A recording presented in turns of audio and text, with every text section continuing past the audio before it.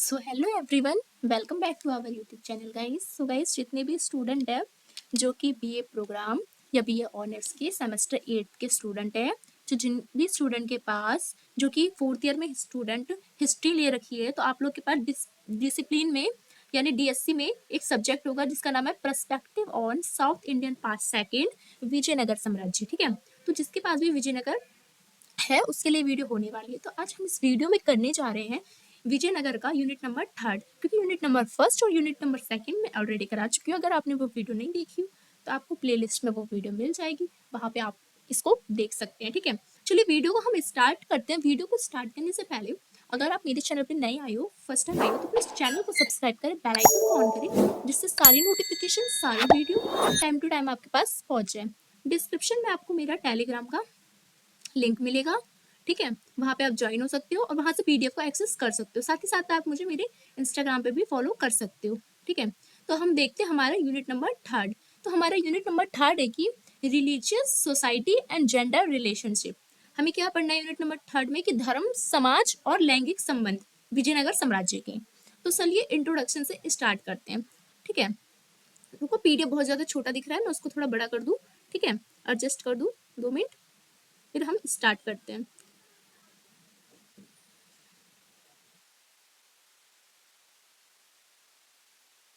I think ये वाला PDF में जो वर्ड है वो बहुत ज्यादा छोटे बन गए हैं।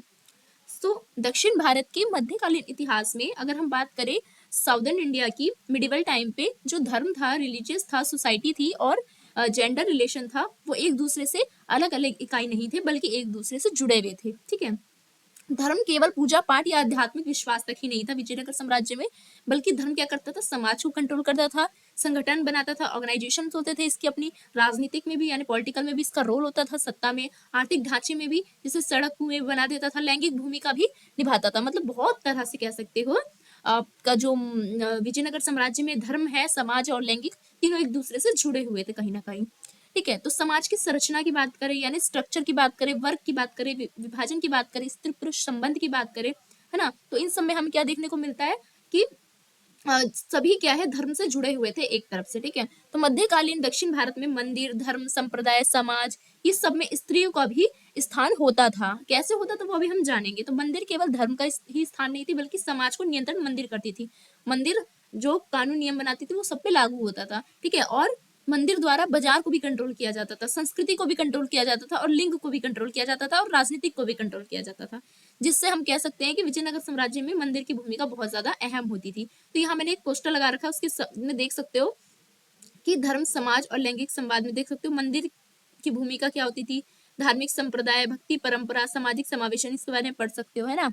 वहीं अगर हम दूसरा स्टेज देखे धार्मिक संरक्षण का, तो जाति व्यवस्था को कंट्रोल करता था, है ना।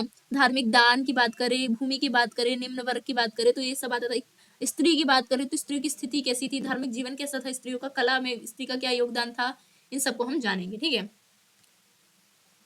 तो हमें इसमें पढ़ना है कि मंदिर और संप्रदाय कैसे धर्म का भी रक्षण करते थे और सामाजिक और सांस्कृतिक विरासत में भी अपना रोल उन्होंने निभाया। सबसे पहले हम पढ़ेंगे मंदिर और संप्रदाय के बारे में। ठीक है, मंदिर और संप्रदाय के बारे में। तो पहला है social and religious signification of temple, यानी मंदिरों का सामाजिक और धार्मिक महत्व। तो मध्यकालीन दक्षिण भारत में मंदिर समाज में क्या होता था, केंद्र में स्थित था। मंदिर ही क्या करता था, टैक्स कलेक्ट भी करता था, भूमि दान भी देता था, और राजा के जो निर्णय होते थे उनमें भी भागीदारी लेता था, और समाज को कंट्रोल करता था। केवल देव पूजा के स्थल नहीं थे मंदिर, मंदिर समाज, आर्थिक, सांस्कृतिक, बाजार को कंट्रोल करना सब मंदिर करता था। तो मंदिर के मध्य में ही शहर होते थे, तो मंदिर एक पहचान होती थी, केंद्र होता था। मंदिर में दैनिक पूजा भी की जाती थी, अनुष्ठान भी किए जाते थे, वार्षिक उत्सव भी मनाया जाता था, जुलूस भी मनाया जाता था, धार्मिक अनुष्ठान भी किया जाता था। साथ ही साथ समाज के विभिन्न वर्ग, राजा, अधिकारी, व्यापारी, शिल्पकार, श्रमिक, सभी उस चीजों में भाग लेते थे। तो मंदिर कहीं ना कहीं सभी को जोड़ने का काम कर रखता था। तो सहभागिता के कारण मंदिर समाज में मेल मिलाप और समुदाय का केंद्र बन चुका था, क्योंकि अमीर गरीब कोई भी मंदिर में सब आते थे। मंदिर के माध्यम से नैतिक मूल्य की शिक्षा, धार्मिक अनुशासन और सामाजिक मर्यादा भी बनाई जाती थी। इसी प्रकार मंदिर सामाजिक व्यवस्था बनाने में भी अपना रोल निभाता था। तो टेम्पल एंड दूसरा टॉपिक है कि development of urban centre, structure of cities, and business network, यानी हमें पढ़ना है शहरी केंद्रों का विकास, नगरों की संरचना तथा व्यापारिक नेटवर्क के बारे में। तो बैकग्राउंड से अगर जाने शहरों के बारे में, तो दक्षिण भारत में शहरी केंद्रों का विकास किस पे डिपेंड था? कृषि, मंदिर, अर्थव्यवस्था पे, कृषि और मंदिर पे। जबकि कृषि उत्पादन मतलब आवश्यकता से अधिक होने लगा था, मतलब जितना उनको चाहिए था कृषि के तहत, जैसे कि खाने की पूर्ति हो जाए, उससे अधिक वो लोग उगा पाते थे। और जो अधिक अनाज उगता है तो फिर क्या कर दिया जाता है? उसे बेच दिया जाता है। तो उसका विनियम, भंडार और वितरण करने के लिए क्या करा गया? मतलब उसका लेन देन करने के लिए, बेचने के लिए, भंडार करने के लिए शहरों को बनाया गया। इसी प्रक्रिया में क्या हुआ? नगर यानी शहर को बनाया गया। समझ रहे हो शहर कैसे बने?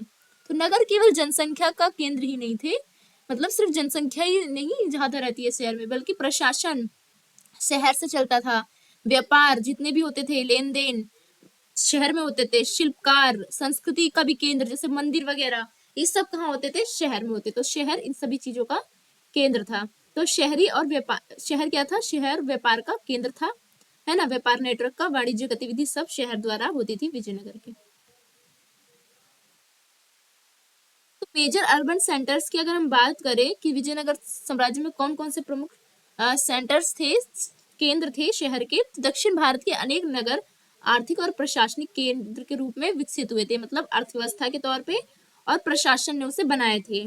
तो कृषि क्षेत्र से जुड़े हुए थे शहर, क्योंकि कृषि जब ज्यादा होती थी तो वहाँ की जो अनाज होता था उसका भंडार और उसको बेचना, अनाज को, वो शहर में किया जाता था। मंदिर के समीप स्थित होते थे, आसपास मंदिरों के आसपास शहर बसाया जाता था। व्यापारिक मार्गों पर बसे थे, शहर द्वारा ही एक जगह से दूसरी जगह जाने का रास्ता होता था, तो व्यापारिक मार्ग था जहाँ हट्टी वगैरह लगा जाता था, मतलब लोकल मार्केट। तो नगरों का चयन राजनीतिक दृष्टि से भी किया जाता था, ताकि सुरक्षा हो सके संसाधनों की, मतलब अनाज की या जितने भी व्यापार की चीजें, क्योंकि अर्थव्यवस्था बाजार में होती है और बाजार को सुरक्षित करना बहुत जरूरी होता है किसी भी राज्य के लिए। तो ऐसी जगह चुनना था। स्ट्रक्चर ऑफ सिटीज की बात करें, नगरों की संरचना की, तो प्रशासनिक क्षेत्र की अगर हम बात करें तो नगरों में राजकीय कार्यालय होते थे, सैनिक ठिकाने और संग्रह का केंद्र होता था। सैनिक, जितने भी विजयनगर साम्राज्य के सैनिक बड़े बड़े, जैसे आज भी दिल्ली जैसे शहर है तो दिल्ली में सारी चीजें होती है ना, हमारे इंस्टीट्यूट, तो वैसे ही हमेशा शहरों में ही ज्यादा चीज होती है। यहाँ के आसपास क्षेत्रों का प्रशासन संचलित होता था और अधिकतर वर्ग नगरों के निवास करते थे। ज्यादातर जो आधिकारिक वर्ग है, जैसे आज भी शहरों में कौन रहते हैं? बड़े बड़े मिनिस्टर वगैरह रहते हैं ना, तो वैसे ही हर राज्य में रहा करते हैं, ये कॉमन चीज है। तो रिलीजियस स्पेस की बात करें, धार्मिक क्षेत्र की, तो नगरों का केंद्र क्या था? विशाल मंदिर होते थे, मंदिर के इर्द गिर्द शहर बसाया जाता था, तो मंदिर केंद्र में होता था। मंदिर जो है वो धार्मिक गतिविधि के साथ साथ आर्थिक और सामाजिक केंद्र भी था, मतलब पूजा पाठ और धार्मिक प्रचार तो मंदिर करता था, साथ ही साथ आर्थिक इसलिए था क्योंकि मंदिर क्या करता था? व्यापार को कंट्रोल करता था, मार्केट को कंट्रोल करता था। और सामाजिक इसलिए था, क्यों?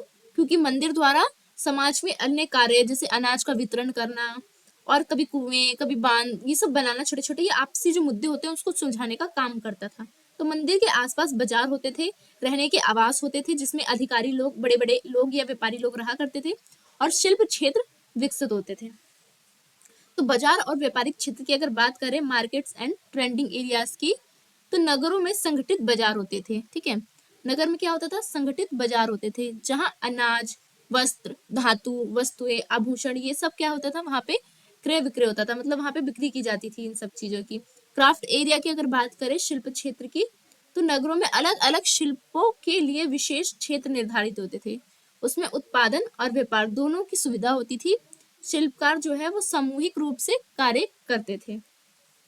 क्राफ्ट एरिया की बात करूं अगर, तो शहरी समाज की संरचना की अगर बात करूं तो नगरों में समाज विविधतापूर्ण होता था, जैसे आज भी हम देखते हैं शहर में ना तो जाति ना धर्म ना कुछ माना जाता है, उसमें सब बहुत ज्यादा टाइप के लोग रहते हैं। तो व्यापारिक लोग रहते थे, शिल्पकार लोग रहते थे, पुजारी रहते थे, अधिकारिक भी रहते थे, श्रमिक वर्ग भी रहते थे, मजदूर भी रहते थे। तो शहरों में बहुत ज्यादा विविधता देखने को मिलती है। तो विविधता जो है वो गतिशीलता को दिखाती है शहर में, कि कितनी तेजी से काम हो रहा है और सभी मिलजुल के रह रहे हैं। अगर हम इंटरनल ट्रेड की बात करें, आंतरिक व्यापार की बात करें विजयनगर साम्राज्य में, तो relationship between village and town, यानी ग्राम और नगर का कैसे एक दूसरे से संबंध था, गांव और नगर एक दूसरे से कैसे जुड़े थे। तो ग्राम यानी गांव और नगर यानी शहर, इन दोनों के बीच एक आर्थिक निर्भरता होती थी। क्यों? क्योंकि गांव में ही अनाज वगैरह उगाया जाता था और वही जो खेती होती थी वो शहर में बिकती थी। तो कहीं ना कहीं प्राथमिक क्षेत्र और द्वितीय क्षेत्र के रूप में काम करता था। अगर आपने इकोनॉमिक पढ़ी हो तो हमेशा से हमारे प्राथमिक क्षेत्र हमारे गांव होते हैं और द्वितीय क्षेत्र उस पर निर्भर होता है, पहला उस पर निर्भर होता है। तो दोनों एक दूसरे पर निर्भर होते हैं। गांव कृषि उत्पादन नगरों को भेजते थे और नगर क्या है उसे ग्रामों तक भेजते थे और आम जनता तक पहुंचाते थे। तो आइटम्स ऑफ ट्रेड की बात करें, व्यापार की कौन कौन सी वस्तुएं विजयनगर में बेची जाती थी आंतरिक व्यापार में, तो अन्न होता था, जैसे अनाज हो गए, कपड़ा हो गया, तेल हो गया, नमक हो गया, धातु हो गए, ये सारे उपकरण आदान प्रदान होते थे, मतलब क्रय विक्रय किया जाता था। अगर हम ट्रेड रूट्स की बात करें विजयनगर साम्राज्य में व्यापारिक मार्ग की, तो व्यापार स्थल मार्गों के माध्यम से होता था। बैलगाड़ियों और पैदल यात्रियों द्वारा माल ढोया जाता था। मार्गों पर सराय और विश्राम स्थल बने होते थे। सराय क्या होते थे? ये रहने की जगह होती थी। जब सराय उसको कहते हैं जब कोई व्यापारी जाता है और वो जाता है एक स्टेट से दूसरे स्टेट दूर दूर व्यापार करने, तो उसको कहीं ना कहीं तो स्टे करना होता है ना, तो उसको हम सराय कहते हैं या विश्राम स्थल। ठीक है, तो वो बहुत ज्यादा बने थे।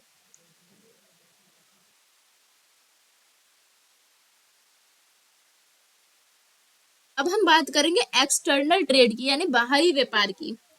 तो समुद्री व्यापार का महत्व को जानते हैं, क्योंकि आंतरिक व्यापार तो हो गया हमारे विजयनगर या हमारे देश में ही जो व्यापार होता था, पर एक्सटर्नल ट्रेड होता है यानी एक्सपोर्ट, यानी विदेशों में अपने सामान को बेचना, तो वो समुद्र के माध्यम से ज्यादातर होता था। तो दक्षिण भारत की तटीय स्थिति ने समुद्री व्यापार को बहुत ज्यादा इंपॉर्टेंट बना दिया था, क्योंकि दक्षिण भारत क्या है, तीन तरफ से महासागरों से घिरा हुआ है। अरब महासागर, हिंद महासागर, बंगाल की खाड़ी, तो तीनों जगह से व्यापार समुद्री तट से होते थे। तो समुद्र के माध्यम से दूर दराज क्षेत्रों में क्या करा जाता था, संपर्क करा जाता था, ट्रेड किया जाता था। तो एक्सपोर्ट एंड इंपोर्ट होता था। कुछ वस्तुएं विदेशों से भारत लाई जाती थी और बहुत सी वस्तुएं भारत से विदेशों में बेची जाती थी। दक्षिण भारत से वस्त्र हो गए, मसाले हो गए, धातु हो गए, उत्पाद हो गए, आभूषण हो गए, ये सब चीज क्या करा जाता था, विजयनगर साम्राज्य से और भारत से मतलब बाहर भेजा जाता था। ठीक है, तो इकोनॉमिक एंड कल्चर इम्पैक्ट की अगर बात करें तो आर्थिक और सांस्कृतिक प्रभाव की, तो बाहरी व्यापार से क्या हो रहा था, बहुत ज्यादा धन की प्राप्ति हो रही थी।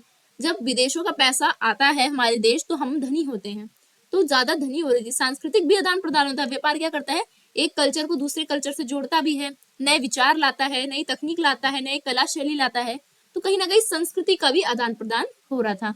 बिजनेस नेटवर्क एंड स्टेट्स की बात करें कि व्यापारिक नेटवर्क और राजस्व की, तो राज्य व्यापारिक मार्गों की सुरक्षा करता था, इसके बदले व्यापारी कर और शुल्क देते थे और यह सहयोग दोनों की शक्ति को बढ़ाता था। मतलब कि राज्य जो है वो व्यापार से कनेक्ट थे। राज्य जो है जब भी कोई व्यापारी व्यापार करने के लिए एक जगह से दूसरी जगह जाता था तो उसकी सामान की लूटपाट ना हो जाए, इसके लिए क्या करता था, जो राज्य है, राय है, राजा है, वो व्यापारियों को संरक्षण देता था और संरक्षण के बदले वो जो व्यापारी है वो राजा को पैसे टैक्स देता था, शुल्क देता था। तो दोनों एक दूसरे पर निर्भर थे। तो व्यापारिक समुदाय की भूमिका क्या होती थी, यानी इनका रोल क्या होता था उसको जानते हैं हम। ठीक है, तो बिजनेस कम्युनिटीज का, तो व्यापारिक यूं ने क्या करा, नगरों का विकास किया, नगर बसाए, उसमें बहुत ज्यादा मंदिर, व्यापार, इन सब का केंद्र रखा। मंदिर को दान देते थे कौन, व्यापारी, और सार्वजनिक निर्माण कार्य भी करते थे। मान लो नदी बना दिया, जैसे नदी कह रही हूँ सॉरी, बांध बना दिया नदी पे, कोई कुआं खोद दिया, कोई कैनाल बना दी, कुछ न कुछ, जैसे सिंचाई का काम हो गया, सड़क बना दी या मंदिर का पुनर्निर्माण करवा दिया, इन सब चीजों में पैसे दे देते थे। सामाजिक गतिविधि में भी भाग लेते थे, इससे उसकी सामाजिक प्रतिष्ठा बढ़ती थी। ठीक है, तो शहरीकरण के सामाजिक प्रभाव क्या पड़े, सोशल इम्पैक्ट ऑफ अर्बनाइजेशन, तो इकोनॉमी की अपॉर्चुनिटी बढ़ी। जब शहर बसते हैं तो नए नए नगरों में रोजगार मिलते हैं, क्योंकि शहर के बीच मंदिर होता है, मंदिर ही हमें इतनी सारी नौकरी दे देता है। उसमें सफाई कर्मी, रसोईया, पुजारी, मूर्ति बनाने वाला, शिल्प कला वाला, माला बनाने वाला, फिर आसपास शहर है तो उसमें व्यापारी होंगे, है ना, माल को ले जाने आने वाला होगा, और जो खेती कर रहा होगा उससे माल खरीदेंगे तो उससे भी बिक्री होगा। मतलब कहीं ना कहीं बहुत ज्यादा अपॉर्चुनिटी मिलती है। ग्रामीण जनता नगरों की ओर आकर्षित होते हैं और शहर आते हैं और बसते हैं, अपने पैसे कमाने का जरिया खोजते हैं। तो कल्चर डेवलपमेंट भी होता है, अर्बनाइजेशन से यानी सांस्कृतिक विकास, नगर कला विकसित होती है, संगीत नृत्य साहित्य का केंद्र होता है हमारा शहर, सांस्कृतिक गतिविधियों का संरक्षण। विजयनगर में क्या करे, जो नगर था जैसे हम्पी, वहां पे बहुत ज्यादा नगर कला का विकास किया गया, उसमें साहित्य बहुत सारे लिखे गए, और संगीत, भरतनाट्यम जैसे नृत्य, मूर्ति कला, चित्रकला, इन सबको संरक्षण मिलता था। सोशल मोबिलिटी भी देखने को मिलती थी। सामाजिक गतिशीलता, नगरों में व्यक्ति की पहचान उसके कार्य और आर्थिक स्थिति से निर्धारित होती थी, इससे सामाजिक गतिशीलता बढ़ती थी। मतलब नगरों में व्यक्ति की पहचान जो है उसकी आर्थिक स्थिति को देख के की जाती थी, बल्कि उसकी जाति देख के नहीं की जाती थी। तो समाज में गतिशीलता एक आती थी।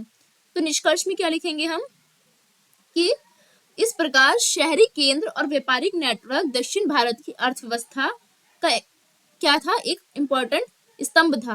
कृषि और मंदिर अर्थव्यवस्था ने क्या करा, विजयनगर साम्राज्य को फला फूला बनाया और व्यापार को समृद्ध किया। अब हमारा तीसरा टॉपिक है आपकी यूनिट नंबर 2 का ही आपकी, तो वो है हमारा craft system, monetary system, guilds. ठीक है, इन 3 के बारे में हमें पढ़ना है। शिल्प व्यवस्था, मुद्रा प्रणाली और गिल्ड्स के बारे में। तो शिल्प व्यवस्था का विकास अगर जाने हम, तो दक्षिण भारत की जो मध्यकालीन अर्थव्यवस्था थी, यानी जो दक्षिण भारत की जो मिडाइवल की जो इकोनॉमिक थी, वो क्या थी, बहुत ज्यादा इम्पोर्टेंट थी शिल्प के तौर पे। ठीक है, साउथ इंडिया में कृषि और व्यापार के साथ साथ क्या हो रहा था, विजयनगर साम्राज्य में अर्थव्यवस्था में विविधता देखने को मिल रही थी, स्थायित्व भी देखने को मिल रही थी। क्यों? क्योंकि राज्य संरक्षण दे रहे थे। शिल्प केवल जीविका का ही साधन नहीं होते थे, बल्कि सामाजिक प्रतिष्ठा, सांस्कृतिक पहचान, ये सभी बनाने का कार्य करते थे। शिल्पकार क्या कर रहे थे, नगरों को मंदिर के आसपास बसाते थे, जहां उन्हें निरंतर कार्य और संरक्षण प्राप्त होता था। मंदिर को इससे प्रोत्साहित मिलता था और कला का भी संरक्षण किया जाता था। मेजर क्राफ्ट टाइप्स की बात करें तो दक्षिण भारत में अनेक प्रकार के शिल्प विकसित हुए थे, जैसे कि धातु शिल्प, पत्थर शिल्प, लकड़ी कार्य, आभूषण निर्माण, मिट्टी के बर्तन। इन शिल्पों के उत्पाद स्थानीय और दूरदर्शी जो बाजार है उसमें बेचे जाते थे। ठीक है, लोकल मार्केट। तो टेम्पल एंड क्राफ्ट कंजर्वेशन की बात करें अगर, मंदिर और शिल्प संरक्षण की, तो मंदिर जो है वो शिल्प कला का संरक्षण होता था, क्योंकि मंदिर द्वारा संरक्षण दिया जाता था नृत्य को, मूर्ति कला को, चित्रकला को, इन सभी चीजों को। तो मंदिर निर्माण करता था, मूर्ति स्थापना करता था, अलंकरण करता था, उत्सव में आवश्यकता भूमिका निभाता था। तो मंदिर द्वारा क्या होता था, सभी चीजों को संरक्षण दिया जाता था, जिससे आर्थिक सहायता दी जाती थी और सम्मान भी देते थे मंदिर इन्हें। ठीक है, शिल्प और नगर की बात करें, क्राफ्ट और टाउन कैसे एक दूसरे से जुड़ा था, तो नगर शिल्प उत्पादन का वितरण केंद्र था। जितने भी शिल्प बनाए जाते थे वो सबको बेचा कहाँ जाता था, नगरों में, उन सब मूर्ति वगैरह इन सब चीजों को। तो नगरों में शिल्पकारों के लिए अलग अलग क्षेत्र निर्धारित होते थे।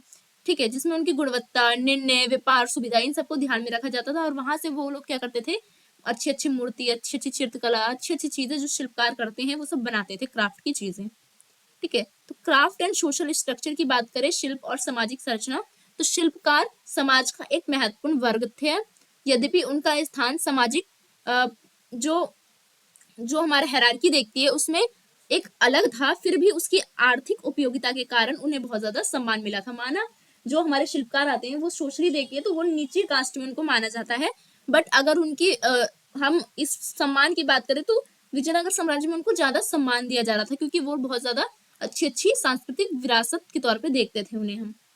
Development of the currency system की बात करें अगर हम, कि मुद्रा प्रणाली का विकास, तो दक्षिण भारत में व्यापार और कर व्यवस्था के विस्तार के साथ मुद्रा प्रणाली का विकास हुआ था।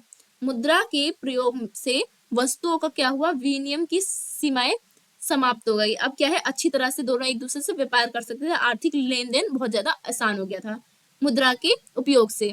मुद्रा, पहले बार्टर सिस्टम होता था, मुद्रा आने से बहुत ज्यादा इजी हो गई, क्योंकि बार्टर सिस्टम में ये होता था कि अब वो जो डिमांड करता था सामने वाला, हमें ये दो तब हम ये देंगे, तो ऐसी चीज में मुश्किल हो जाती थी। तो कर भुगतान, व्यापारिक लेन देन, इन सबको मजबूती मिली। मुद्रा और राज्य की अगर हम बात करें तो मुद्रा प्रणाली पर राज्य का नियंत्रण होता था, आर्थिक नियंत्रण जैसे आज भी हमारी करती है ना गवर्नमेंट मुद्रा पे नियंत्रण।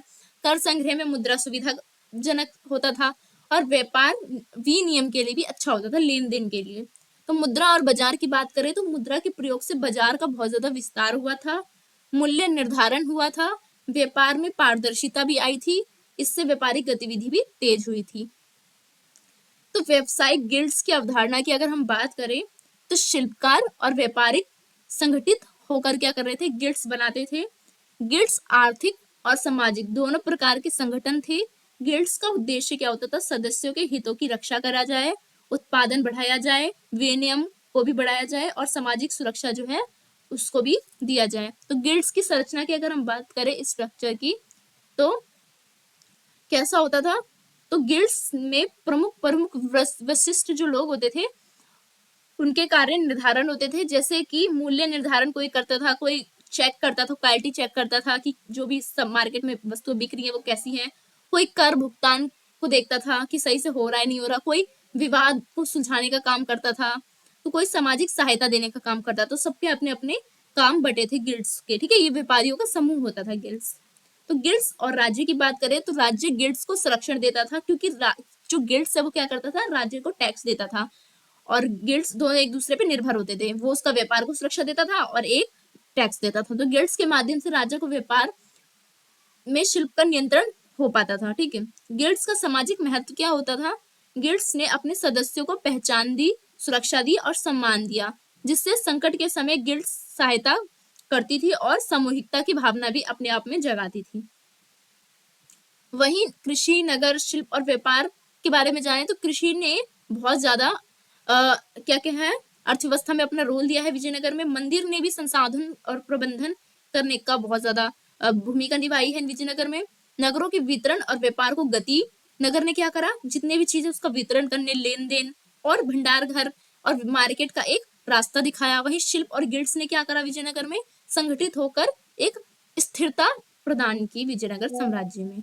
तो ओवरऑल क्या कहेंगे हम कि दक्षिण भारत की मध्यकालीन जो अर्थव्यवस्था थी उसने क्या करा, एक ऑर्गेनाइजेशन के तौर पे और एक संतुलित, बैलेंस और बहुआयामी व्यवस्था के तौर पे क्या करा, अपनी नींव रखी। इसी नींव में मंदिर, स्तंभ, नगर में शिल्पकार, मुद्रा और गिल्ड्स, इन सब की शक्ति हमें देखने को मिली और जो प्रयोग है वो देखने को मिला। तो इस अर्थव्यवस्था ने क्या करा, न केवल राज्य को राजनीतिक और सैन्य शक्ति बढ़ाई बल्कि सामाजिक, सांस्कृतिक इन सभी चीजों को भी समृद्ध किया, क्योंकि मंदिर द्वारा संरक्षण दिया जा रहा था, संस्कृति को और समाज को कंट्रोल किया जा रहा था। तो कृषि और शहरी इन दोनों ने क्या करा, विजयनगर साम्राज्य को समृद्ध बनाया और विजयनगर साम्राज्य में स्थिरता लाई। तो यहाँ होता है आपका यूनिट नंबर 2 पूरा खत्म। सो वीडियो अगर आपको अच्छी लगी हो तो वीडियो को लाइक, शेयर एंड कमेंट्स करें। सो धन्यवाद।